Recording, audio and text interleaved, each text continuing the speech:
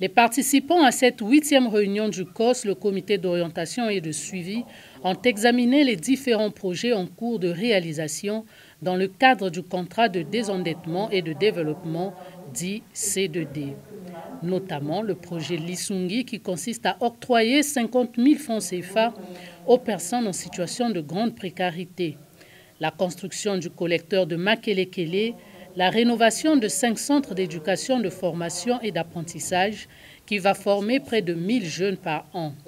Et le lancement récemment du projet Mossala qui permettra de former et d'accompagner près de 5000 jeunes. Il nous faut prendre conscience de ce que lorsque nous finançons des infrastructures, lorsque nous finançons des bâtiments, des routes, il nous faut nous interroger dans le même souffle sur la manière dont nous entendons entretenir ces mêmes infrastructures, sur les coûts induits par ces projets d'infrastructures.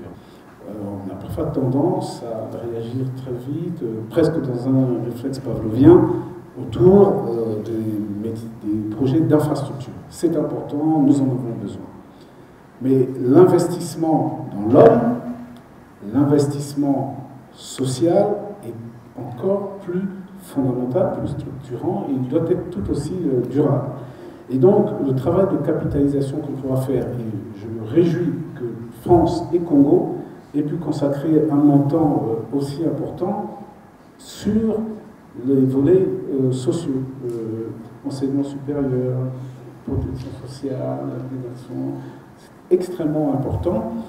Nous allons devoir porter la même attention au niveau du gouvernement. Et j'entends et j'espère que le travail de capitalisation qui sera fait de ce point de vue-là nous apportera les éléments pour affiner notre propre engagement. Et je veux compter, et je sais pouvoir compter sur notre partenaire, ce partenaire qui est la France, pour travailler sur ces sujets-là.